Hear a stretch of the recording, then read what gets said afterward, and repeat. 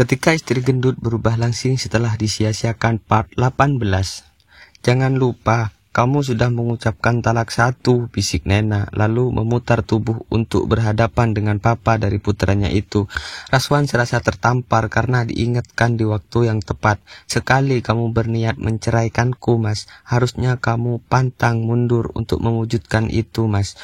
Bukankah ada wanita lain yang juga kamu jaga hatinya kan? Jadi aku dan kamu sudah cukup sampai di sini, tegas Nena seraya melepaskan tangan Raswan yang masih melingkar padanya. Setelah Nena keluar dari kamar, wajah Nena terus membayang-bayanginya. Benar kata teman-temanku, suara Nena sangat memikat dan bodohnya aku baru menyadarinya, guman Raswan dengan membodoh-bodohkan diri sendiri. Nena kembali ke kamar putranya, memperbaiki letak selimut Davis sejenak sebelum ia melarutkan dalam renungan dalam. Nena mengusap wajah cantiknya. Dosakah aku menolak keinginannya? Sebelum hadirnya orang ketiga dalam rumah tangga kami, beberapa kali aku juga menolaknya berhubungan suami istri. Saat itu aku capek karena mengurusi pekerjaan rumah yang banyak. Mungkin bagiku itu kesalahan yang biasa saja, tetapi siapa sangka menjadi daftar kesalahanku bagi seorang istri di mata Mas Raswan. Dan karena hal yang kuanggap sepele itu, dia menggeser kedudukanku di hatinya, berganti dengan wanita lain. Dalam hal ini aku juga salah. Berumah tangga memang capek. Berani berumah tangga, harusnya aku juga tahu resikonya. Pengetahuanku tentang pernikahan ternyata sangat dangkal. Aliran air bening dan hangat menyumbul dari sudut matanya. Nena menitikan air mata karena menyadari pula kesalahannya. Aku juga salah, hanya saja untuk kembali. Tidak, aku lelah berjuang demi cintamu, Mas. Biarlah orang lain yang berjuang untuk cintamu. Aku akan pasti kuat melangkah menjauh darimu di jalanku yang baru. Raswan pun sama, termenung di kamar yang hanya ada dia seorang diri. Aku pikir jika kami berpisah, aku akan lebih bahagia bersama Viga.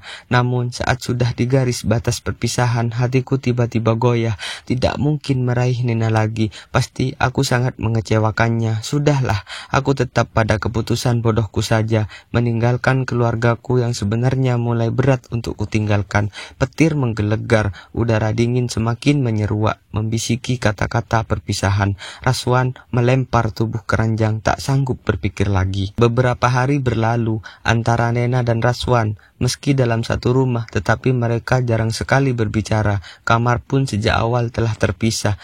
Kalau siang, Nena lebih banyak bergiat dengan ayam-ayamnya, juga live streaming. Sorenya olahraga, dan saat malam selain menemani Davis, ia pun lebih banyak membaca buku-buku tentang cara berternak ayam dan mempelajari branding diri di akun Zigzag. Antara Nena dan Raswan jarang berkomunikasi. Bahkan ketika mereka berdua mendapat undangan pernikahan dari adik-adik Letting, keduanya datang tak bersamaan. Bu Raswan panggil Levia yang juga sebagai tamu undangan. Acara pernikahan adik Letting Raswan, Azril, digelar cukup mewah karena mendapat istri dari keluarga Juragan Bawang. Nena mengangguk membalas sapa. "Siapa, Bu?" Senyum Nena mereka. "Senang sekali jika bertemu Levia." Levia melambai-lambaikan tangannya. "Sini." Nena menyambangi Levia di lobi gedung. "Mana Davis? Saya titipin ke bu gurunya, Bu." "Loh, Davis sudah sekolah? Baru masuk seminggu, Bu. Kebetulan gurunya ini kawan saya dulu." "Oh begitu." Levia menengok kanan kiri. "Bu Raswan gak datang sama Om Raswan?" Nena tersenyum kiku. "Enggak, Bu. Payah itu Om Raswan," caci Levia. "Tetapi dia ada di sana, Bu." Tunjuk Nena ke sebuah meja yang banyak pria berkumpul duduk bersama sembari mengobrol. Di sudut ruangan resepsi, dia datang duluan. Levia menggeleng-geleng ikutan sewot. Kemudian pandangannya tersita melihat semi gaun yang dikenakan Nena. "Cocok ya baju saya," ucapnya sangat pelan. Nena tertawa kecil. "Pas banget, Bu. Bagus bajunya, Bu. Saya jadi nggak enak selalu dikasih Ibu." Levia menepuk. "Ah, Bu Raswan, lagi pula saya juga udah lama nggak muat. Ngapain disimpen-simpen? Mending diberikan ke yang mau." "Mau banget, Bu, kalau ada lagi." "Duh, jadi ngelunjak saya, hehe." "Siap salah, Bu," balas Nena. Levi memperhatikan cara wanita muda di sebelahnya tertawa. Sangat cantik dan bikin bikin adem hati. Bodohnya Om Raswan melepaskan berlian seperti Mbak Nena ini. Kalau aku punya adik cowok, udah aku comblangin Mbak Nena dengan adikku. Levia tertawa, kemudian ia mencuri-curi memandang Raswan dan muncul ide. Bu Raswan, ikut aku ke mobil dulu yuk, ajak Levia. Levia mencari-cari sepatu cadangan di mobilnya. Sepatu yang rata-rata berhak tinggi itu disodorkan ke Nena. Untuk apa, Bu? Levia duduk lalu meletakkan sepatu high heels berjenis Peptu di bawah. Pakai sepatu ini Bu Raswan biar matching sama bajunya. Nena menengok cepat ke bawah. Aduh Bu, nggak pede saya pakai sepatu high heel gini. Saya hitung sampai 3 nih. Levia tahu banget kelemahan Nena. Kalau sudah begini, Nena langsung menurut. Dengan ragu, Nena melepas sepatunya. Sepatu lamanya dititipkan di bagasi mobil Levia. Enggak tinggi-tinggi banget kok itu Bu Raswan, ucap Levia mensugesti Nena agar percaya diri dan tak ragu melangkah. Nena nyengir, kayak enggak pantas Bu. Ah, siapa bilang? Levia membuka tas, mengeluarkan jepit rambut mutiara ala Korean style, lalu menyodorkannya pada Nena. Pakai ini juga. Aduh Bu, saya ngerepotin terus. Levia menggeleng-geleng.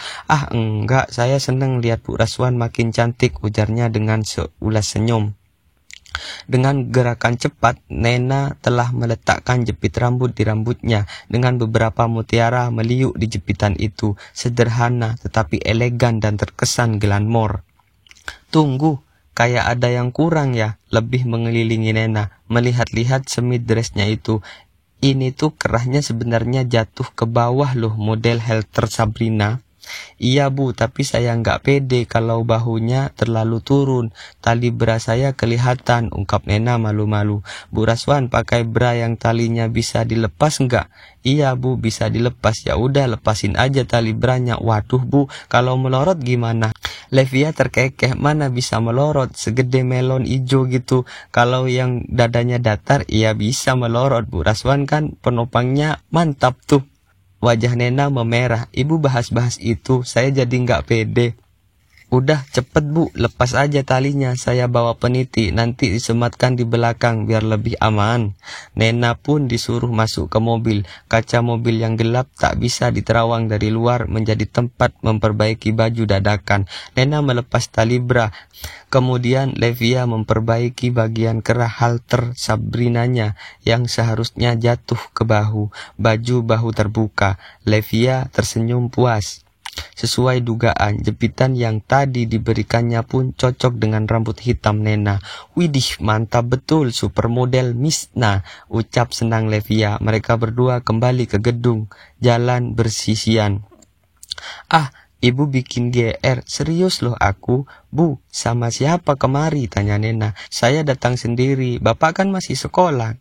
Kenapa? Bu Raswan mau pulang bareng saya. Nena tersipu. Kalau enggak ngerepotin Bu. Oh enggak kok. Oh iya, itu rok gaun Bu Raswan kayak ada noda deh, tunjuk Levia. Mana Bu? Nena agak panik. Levia menyodorkan 2 lembar tisu di rok bagian belakang. Tadi saya lihat. Nih, Bu Raswan bersihin dulu aja. Itu tuh toilet di sebelah sana kan? Tunjuk Levia ke ruangan paling ujung yang agak jauh. Nena menoleh ke arah tunjukan Levia. Aduh Bu, banyak om-om di sana. Ada Mas Raswan pula. Saya malu digodain mereka terus.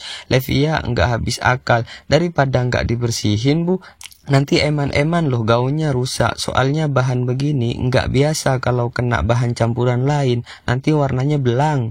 Aduh, masa sih Bu? Iya, eman-eman juga. Ini kan pemberian Ibu buat kenang-kenangan kalau saya enggak di sini lagi. Istri sang dangki itu tersenyum kembali. Nah, itu dia. Udah sana ke toilet dulu. Kalau digodain, ya udah nikmati aja. Pede aja lagi. Bersambung.